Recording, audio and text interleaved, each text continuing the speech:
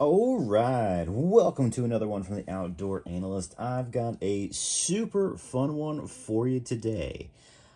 We're going to be talking about probably the least expensive custom knife I've ever seen, nor handled, and it's pretty much amazing. But before we dive in, hey, if you wouldn't mind just taking a second, hit that subscribe button. A vast majority of people don't, and it really does help out the channel. If you like knife content, help a brother out with a small channel. All right, now let's talk about what we're hitting today.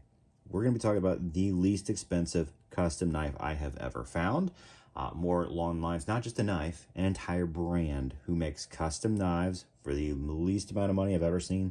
They're all under 200 bucks. They start off at 100 bucks and go up to 165. It makes no sense, but is it a fraud? Is it junk? No, probably not. Obviously not. No, actually, Sharp Ends, Paul over there, really introduced me to Waxwing, and I don't think these are going to stay the price they are for long. Honestly, I think this is his marketing scheme to get into the market, and honestly, it's the best one possible because I'm going to tell you about it. What is it? Well, it's a custom knife for 165 bucks.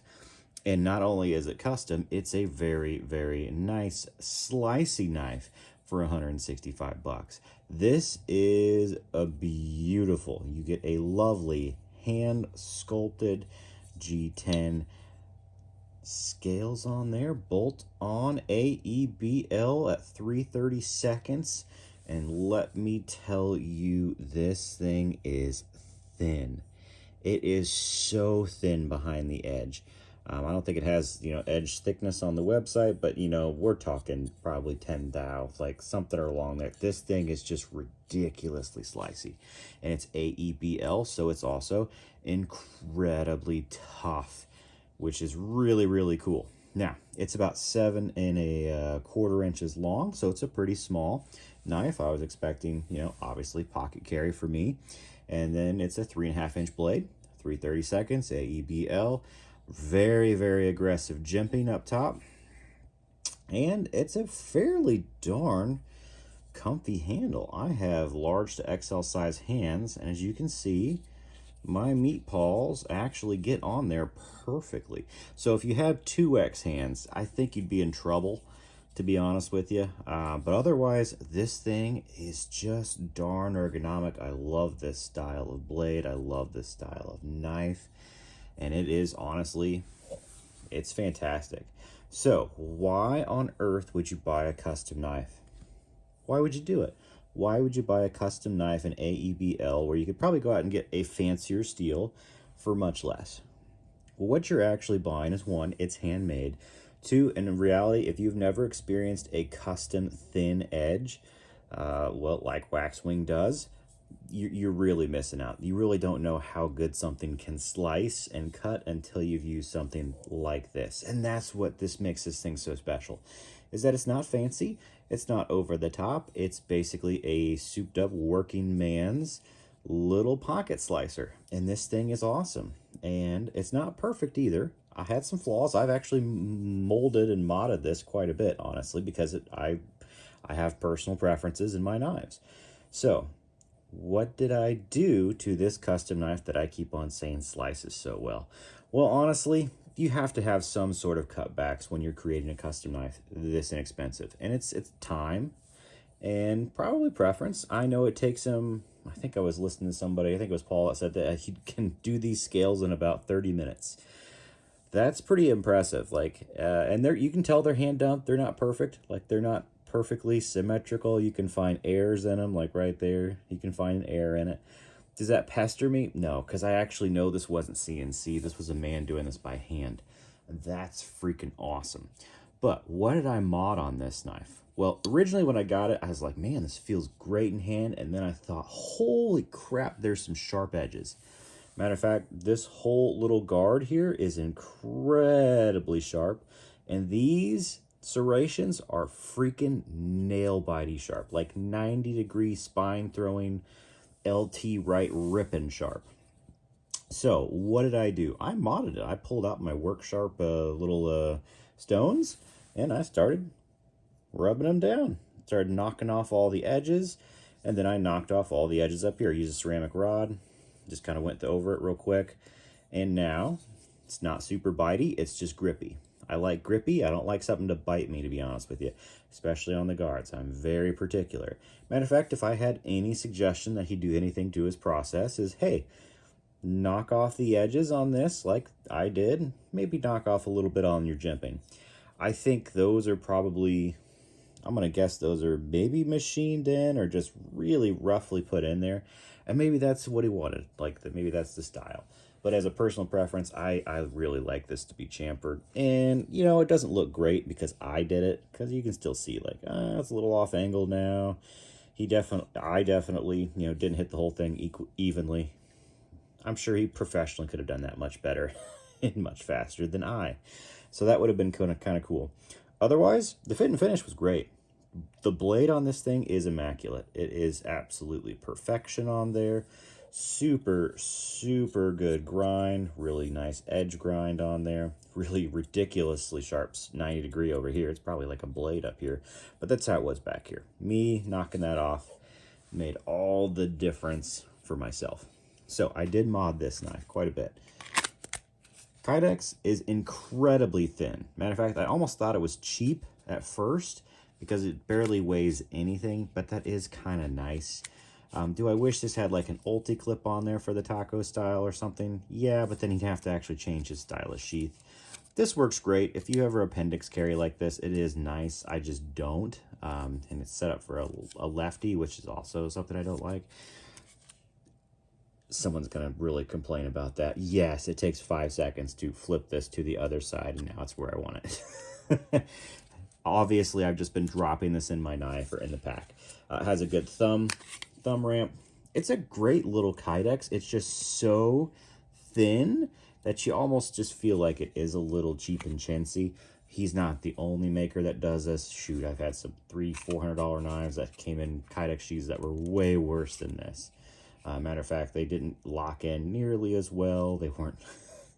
This is good. You can tell he actually put some work, put some thought into this. And for the style that it is with this belt loop, it's perfect. Matter of fact, it's meant to work with that, and it's actually just fine. I have no issues or qualms with it in reality. At first, I was a little taken back, but then it actually, in use, it works very well. So it's a excellent little sheath. Let's put some comparisons out there. As you can tell, I like this knife style a lot. Like, here's the Gahagan. This is the, oh, wow, it's not the bird dog. This is, oh my gosh, it's actually, it's slipping my mind right now. I'll think of it at some point. It's the young buck. There it is. I knew it was an animal. It seems fairly similar as far as the style goes on here. These are pretty similar. Definitely different ways to do the handle. You have 3D contouring. I believe that's all like perfectly CNC'd. And it is all CNC'd. Definitely different. You have actually kind of like some swells in there versus this isn't. Nice feels on both. They both feel great in hand, honestly. They both feel similar yet different in their own way. You have a little thicker blade stock on the Gahagan there. Definitely a little bit larger. But in the end, you actually get a little bit more handle for larger hands with this because it's less bird-beaked in the back, to be honest with you. This maxes out at my hand right there. But a beautiful set right there. Love that style. Another one that's coming in, Baby Moon Blades. This is the Hunter. Yeah, you can tell I really do like this kind of style. But the Baby Moon, about the same size on the blade there, just a much, much larger handle. Similar style knife, but the handle is way bigger, done in an absolutely different way.